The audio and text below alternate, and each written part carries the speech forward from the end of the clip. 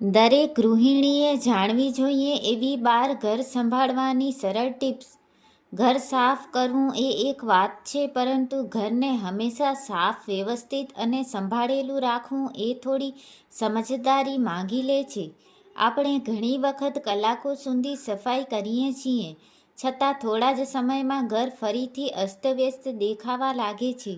એટલે આજે હું તમારી સાથે એવી 12 સરળ અને કામની ઘર સંભાળવાની ટિપ્સ શેર કરીશ, જેનાથી તમારું કામ પણ થોડું સરળ બનશે અને ઘર પણ લાંબા સમય સુધી વ્યવસ્થિત રહેશે. તો ચાલો એક પછી એક બધી ટિપ્સ જાણીએ. સવારે પથારી સૌથી પહેલાં વ્યવસ્થિત કરો. સવારમાં ઉઠ્યા પછી સૌથી પહેલાં પથારી સરખી કરવાની ટેવ પાડો. ચાદર સીધી કરો, ઓશિકા સરખા મૂકો અને જો શક્ય હોય તો થોડા સમય માટે બારી ખોલીને રૂમમાં હવા આવવા દો. આ નાની એવી આદત છે, પરંતુ આખો રૂમ તરત જ વ્યવસ્થિત દેખાવા લાગે છે. અને સૌથી મહત્વની વાત, સવારનું પહેલું કામ પૂરું થઈ જાય એટલે તમને આખો દિવસ થોડો વધુ ઓર્ગેનાઇઝ્ડ ફીલ થાય છે. દરેક વસ્તુની એક ફિક્સ્ડ જગ્યા રાખો. ઘરમાં સૌથી વધારે અસ્તવ્યવસ્થા ત્યારે થાય છે જ્યારે વસ્તુઓની કોઈ ફિક્સ્ડ જગ્યા હોતી નથી. ચાવી ક્યાં, કાતર ક્યાં, ચાર્જર ક્યાં, નાની નાની વસ્તુઓ શોધવામાં જ કેટલો સમય નીકળી જાય છે. એટલે ઘરની દરેક જરૂરી વસ્તુ માટે એક ચોક્કસ જગ્યા નક્કી કરો. વસ્તુ વાપરી લીધા પછી તેને ફરી એ જ જગ્યાએ મૂકી દો. થોડા દિવસોમાં આ તમારી હેબિટ બની જશે. ઘરમાં આવતાની સાથે વસ્તુઓ ફેલાવશો નહીં. બહારથી આવ્યા પછી બેગ, ચંપલ, કપડાં, ખરીદીની વસ્તુઓ બધું જ્યાં મન થાય ત્યાં મૂકી દેવાની ટેવ હોય તો ઘર ઝડપથી મેસી દેખાય છે. એના બદલે દરવાજા પાસે અથવા યોગ્ય જગ્યાએ એક નાનો વિસ્તાર નક્કી કરો જ્યાં બેગ અને ચંપલ રાખી શકાય. અને ખરીદીની વસ્તુઓ હોય તો શક્ય હોય તેટલી વહેલી તકે યોગ્ય જગ્યાએ મૂકી દો. પછી મૂકીશવાળો વિચાર જ ઘરમાં સૌથી વધારે ક્લટર બનાવે છે. રસોડું રાત્રે ક્લીન કરીને જ સૂવો. આ ટીપ ખાસ કરીને ખૂબ કામની છે. રાત્રે જમ્યા પછી વાસણો, કિચન પ્લેટફોર્મ અને સ્ટોવ શક્ય હોય તેટલો સાફ કરી દો. સવારે ઉઠીને જો રસોડું પહેલેથી ક્લીન મળે તો આખો દિવસ સારી શરૂઆત થાય છે.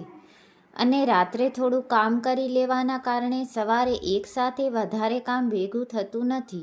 દરરોજ 10 મિનિટનું ક્વિક ક્લિનિંગ કરો. ઘરની સફાઈ માટે હંમેશા 1-2 કલાક કાઢવાની જરૂર નથી. દરરોજ માત્ર 10 મિનિટ ટાઈમર લગાવીને ક્વિક ક્લિનિંગ કરો.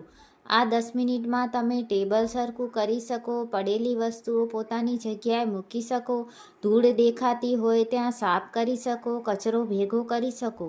આવી નાની સફાઈ રોજ થતી રહે તો વીકેન્ડ પર મોટું ક્લિનિંગ કામ ઘણું ઓછું થઈ જાય છે. એકસાથે આખું ઘર સાફ કરવાની જગ્યાએ ઝોન પ્રમાણે કામ કરો.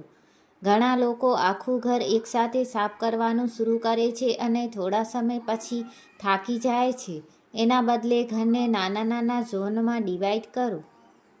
જેમ કે આજે કિચન, પછી બેડરૂમ, પછી લિવિંગ રૂમ. આ રીતે કામ મેનેજેબલ લાગે છે અને થાક પણ ઓછો લાગે છે. કપડાંનો ઢગલો થવા ન દો. કપડાંની સૌથી મોટી સમસ્યા એ છે કે આપણે આ પછી ફોલ્ડ કહીને એક જગ્યાએ ઢગલો કરતા હોઈએ છીએ. એના બદલે કપડાં સુકાઈ જાય પછી શક્ય હોય તેટલા વહેલા ફોલ્ડ કરીને યોગ્ય જગ્યાએ મૂકી દો. અને જે કપડાં વારંવાર પહેરવાના હોય તેને પણ અલગ રીતે વ્યવસ્થિત રાખો. આનાથી કબર્ડ પણ ઓછું મેસી રહેશે. અઠવાડિયામાં એક દિવસ નકામી વસ્તુઓ દૂર કરવાનો દિવસ રાખો. ઘરમાં ઘણી એવી વસ્તુઓ હોય છે જે આપણે વાપરતા જ નથી, છતાં વર્ષોથી સાચવેલી રાખીએ છીએ. એટલે અઠવાડિયામાં એક દિવસ માત્ર 15-20 મિનિટ કાઢીને એક ડ્રોઅર, શેલ્ફ અથવા કબર્ડ ચેક કરો. પોતાને પૂછો, શું આ વસ્તુ ખરેખર કામની છે? જો લાંબા સમયથી ઉપયોગમાં નથી અને આગળ પણ જરૂર પડવાની શક્યતા ઓછી છે તો તેને અલગ કરો.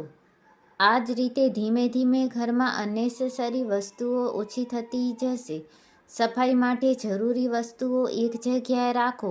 ડસ્ટર એક રૂમમાં, ક્લિનિંગ ક્લોથ બીજા રૂમમાં અને બીજી વસ્તુ ક્યાંક અલગ હોય તો સફાઈ શરૂ કરતા પહેલાં જ સમય વેડફાય છે. એટલે ક્લિનિંગ માટેની જરૂરી વસ્તુઓ એક બાસ્કેટ અથવા એક ફિક્સ જગ્યા પર રાખો. જ્યારે સફાઈ કરવી હોય ત્યારે બધું એકસાથે મળી જાય.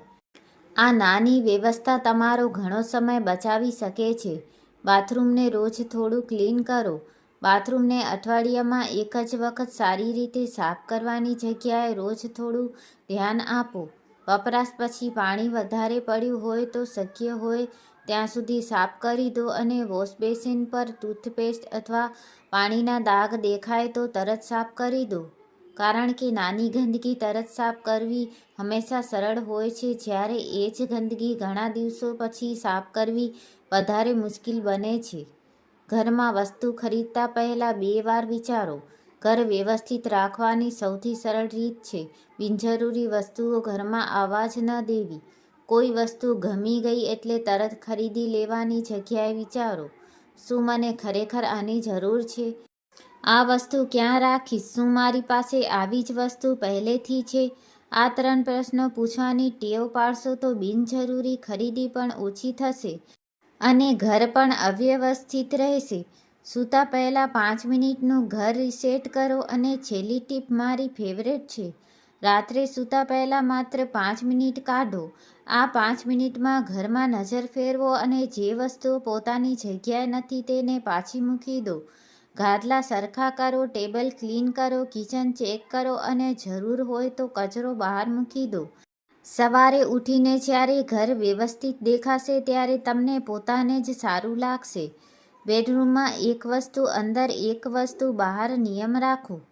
નવી વસ્તુ ખરીદો ત્યારે વિચાર કરો કે ઘરમાં એવી જ જૂની અથવા ઉપયોગમાં ન આવતી કોઈ વસ્તુ છે કે નહીં. ઉદાહરણ તરીકે, નવા કપડાં ખરીદ્યા હોય તો કબાટમાંથી જે કપડાં લાંબા સમયથી પહેર્યા નથી તેને અલગ કરી શકાય. આ નાની હેબિટથી કબાટ ધીમે ધીમે ક્લટર ફ્રી રહેશે. દરવાજા અને સ્વિચ આસપાસની જગ્યાની પણ સફાઈ કરો. ઘરની સફાઈ કરતી વખતે આપણે ફ્લોર, ટેબલ અને ફર્નિચર સાફ કરીએ છીએ, પરંતુ દરવાજાના હેન્ડલ્સ અને સ્વિચ ઘણી વખત ભૂલી જઈએ છીએ. આ જગ્યાઓને પણ સમયાંતરે યોગ્ય રીતે સાફ કરો. નાની જગ્યાઓ સાફ હોય તો આખું ઘર વધારે ક્લીન અને જાળવી રાખ્યું લાગે છે. તો મિત્રો, આ હતી દરેક ગૃહિણીએ જાણવી જોઈએ એવી 12 સરળ ઘર સંભાળવાની ટિપ્સ. આ બધી ટિપ્સ માટે તમારે કોઈ મોંઘી વસ્તુ ખરીદવાની જરૂર નથી. માત્ર થોડી રોજની આદતો અને થોડી પ્લાનિંગથી ઘર વધારે સ્વચ્છ, વ્યવસ્થિત અને કમ્ફર્ટેબલ રાખી શકાય છે. તમને આમાંથી સૌથી ઉપયોગી ટીપ કઈ લાગી એ કમેન્ટમાં જરૂર જણાવજો. અને આવી જ ઘર સંભાળવાની સરળ અને કામની ટિપ્સ માટે ચેનલને સબસ્ક્રાઇબ કરવાનું ભૂલતા નહીં. આભાર.